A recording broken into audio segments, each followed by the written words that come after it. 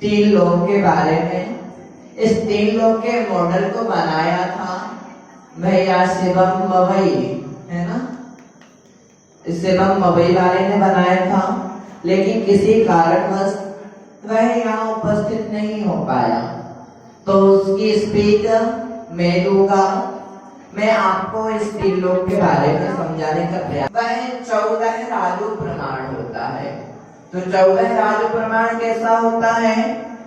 तो यहाँ नीचे से लेकर ऊपर तक इसका प्रमाण 14 राजू का है। तो अब हम समझेंगे कि यह 14 राजू में किस तरह से डिवाइड है। तो जो ये बीच में सुमेरु पर्वत दिख रहे हैं, सुमेरु पर्वत के नीचे नीचे तक का हिस्सा अधोलोक है। सुमेरु पर्वत के ऊपर ऊपर तक का हिस्सा ऊर्ध्वलोक है। इस प्रकार से सिर्फ 2 लोक हुए। कितने लोक हुए? 2 लोक हुए।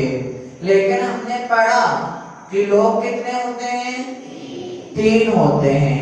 तो दोनों का जो प्लस पॉइंट है, प्लस पॉइंट को ही क्या कह दिया? मध्य लोक कह दिया। तो अब हम ये जानेंगे कि ऊर्ध्वलोक जो 7 राजू प्रमाण है उसको किस प्रकार से डिवाइड किया। तो जो सबसे पहले यहाँ सुमेरु पर्वत के नीचे का हिस्सा दिख रहा है वह अधोलोक में आता है। तो जो प्रथम पृथ्वी है और दूसरी पृथ्वी है, प्रथम पृथ्वी का नाम क्या है? रत्नप्रभा, और दूसरी पृथ्वी का नाम है शर्कराप्रभा। तो ये प्रथम पृथ्वी और दूसरी पृथ्वी एक राजू में है। कितने राजू में? दोनों पृथ्वी एक राजू में है। उसके बाद तीसरी पृथ्वी जिसका नाम क्या है? बालू का प्रभा, तीसरी पृथ्वी भी एक राजू में है। उसका चौथी पृथ्वी आती है, चौथी पृथ्वी का नाम क्या है? पंख प्रभा। तो चौथी पृथ्वी भी कितने राजू प्रमाण है? एक राजू प्रमाण है। उसके बाद पांचवी पृथ्वी आती है धूम प्रभा, वह भी एक राजू में है। उसके बाद आते हैं तम प्रभा, वह भी एक राजू में है। उसके बाद आते हैं महातम प्रभा, वह भी कितने राजू में है? तो कितने राजू हो गए यहां से यहां तक? तो कितने? पहली आधे पहली और दूसरी एक में, तीसरी एक में, चौथी एक में, पांचवी एक में, छठवीं एक में और सातवीं एक में। कितने राजू हो गए? 6 राजू हो गए। और बताया था कि अधोलोक 7 राजू में है, 7 राजू प्रमाण है। तो जो इस सबसे नीचे का हिस्सा है जिसे कलकल भूमि कहते हैं, कलकल भूमि में निगोलिया जीव होते हैं। कलकल भूमि का स्थान एक राजू है। तो टोटल कितना हो गया? 7 राजू हो गया।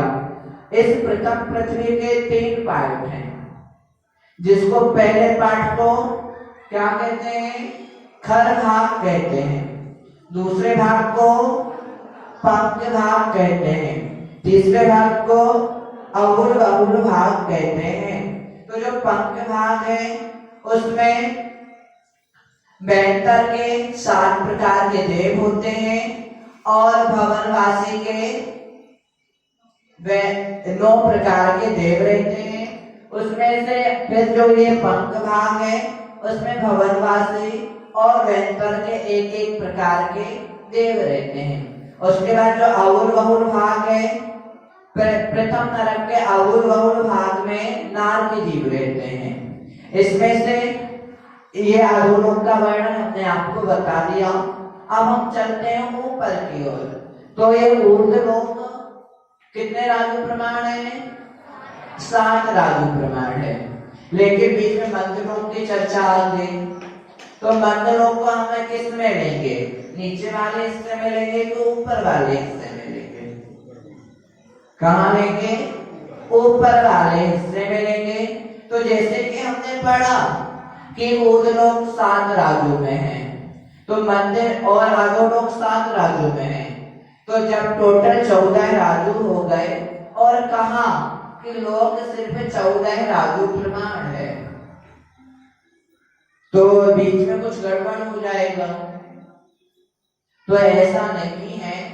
आगम में बताया है कि जितना सुमेरु पर्वत होता है, जितनी सुमेरु पर्वत की हाइट है, उतनी ही ऊंचाई किसकी है? मध्य लोक की है। तो सुमेरु पर्वत हम आगम में पढ़ते हैं कि 1,40,000 योजन का सुमेरु पर्वत होता है, जिसमें से 1,000 योजन जमीन, मतलब जो ये खर भाग है, खर भाग के 16 पार्ट होते हैं, जिसमें उन्हें 16 पृथ्वियां भी कहते हैं। उन 16 पृथ्वी में पहली पृथ्वी का नाम चित्रा पृथ्वी है। चित्रा पृथ्वी के ऊपर हम सभी निवास करते हैं। चित्रा पृथ्वी के ऊपर पूरा मध्यलोक है। जो चित्रा पृथ्वी है वह 1,000 योजन की होती है। तो इस चित्रा पृथ्वी में सुमेरु पर्वत की जड़ 1,000 योजन अंदर है, और शेष सुमेरु पर्वत कितना बचा? 99,040 योजन। तो जो मध्यलोक की ऊंचाई 99,040 योजन की होती है। हमें ऐसा जानना चाहिए।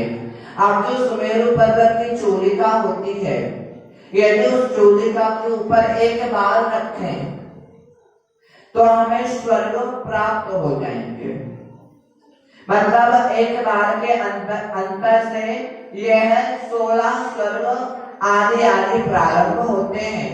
तो जब हम 16 स्वर्ग की चर्चा करेंगे तो उसमें जो 1.5 राजू है, 1.5 राजू में प्रथम 1.5 राजू से कुछ कम, मतलब जितना हमारा मध्यलोक में चला गया उतना कम कर देंगे, तो जितना शेष बचेगा 1.5 राजू में, उतने में पहला और दूसरा स्वर्ग आ जाएगा। पहले स्वर्ग का नाम क्या है? सौधर्म स्वर्ग। दूसरे स्वर्ग का ऐसान स्वर्ग। तो ये 1.5 राजू में है। उसके बाद सानत कुमार और महेंद्र स्वर्ग आता है।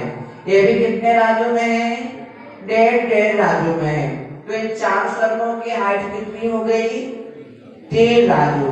उसके बाद 5वां स्वर्ग ब्रह्म है, 6वां स्वर्ग ब्रह्मोत्तर है। इनकी हाइट आधा राजू है। दोनों की हाइट आधा राजू। कितनी हो गई? 3.5। उसके बाद लांकव कापिष्ट, मतलब 7वां स्वर्ग और 8वां स्वर्ग, इनकी हाइट भी आधा राजू है। टोटल कितना हो गया?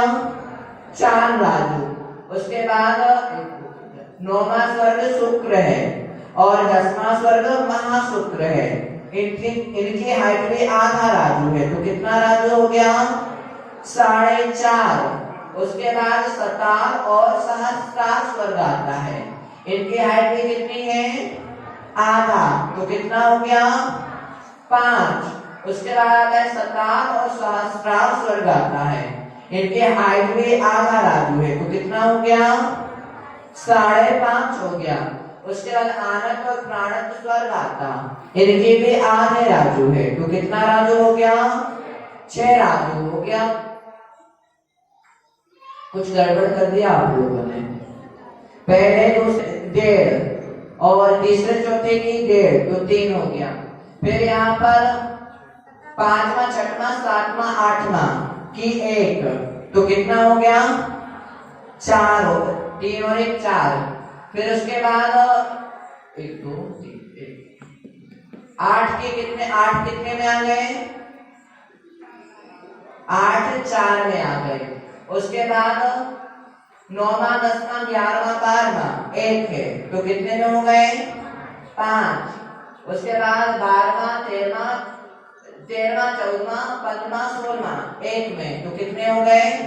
6 हो गए। तो अपने जो 16 स्वर्ग होते हैं वह 6 राजू में आ गए। शेष क्या बचा? 1 राजू बचा। तो उस 1 राजू में जो हम पढ़ते हैं नवग्रह, नव अमोदेश और 5 अनुत्तर, और उसके ऊपर क्या पढ़ते हैं? सिद्ध सलाह। तो ये सब हमारे इस एक राजू में आ जाएंगे। तो हमारे मन में प्रश्न उत्पन्न होता है कि जो 9 ग्रहव्यक हैं वह किस प्रकार से हैं। तो हम आपको बताते हैं, जो 9 ग्रहव्यक हैं वह एक दूसरे के ऊपर ऊपर हैं। मतलब कि जैसे ये पेन है, इस पेन के ऊपर दूसरा पेन रखो, फिर तीसरा पेन रख दो, फिर उसके बाद चौथा, पांचवा, छठवां, सातवां, आठवां, नौवां, इस तरह से एक के ऊपर जैसे ईंट की दीवार बनाते हैं।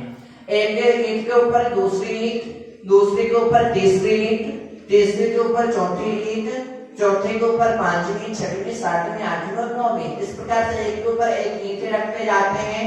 उसी प्रकार से 9 ग्रहव्यक एक के ऊपर एक स्थित है।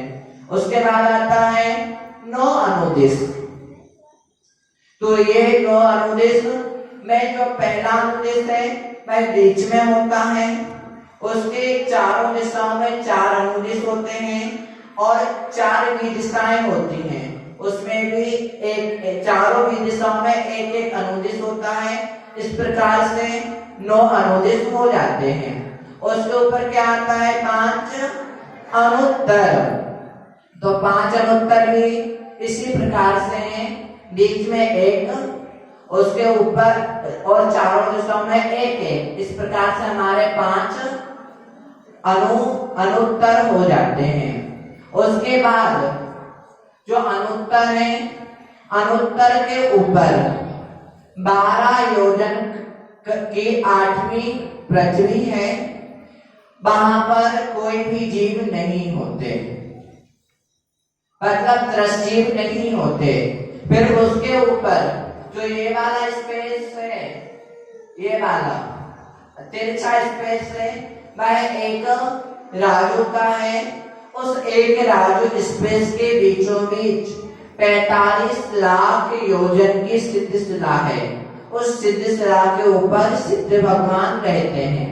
इस प्रकार से हमने तीनों लोक में क्या कौन सी व्यवस्था कहां पर है वो समझी।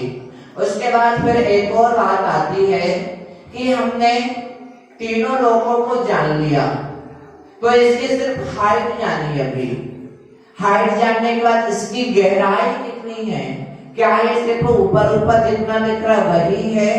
तो हमारे आचार्यों ने बताया है कि जितना नीचे कितना है, ये जो नीचे की भूमि है वह 60 राजू है ना, ये 60 राजू है। और जो ये बीच में है ना, बीच की 1 राजू है। फिर अपन यहाँ आते हैं, मतलब 5 में यहाँ पर बीचों बीच जो ऊर्ध्व लोक का सेंटर पॉइंट है, तो यहाँ पर 5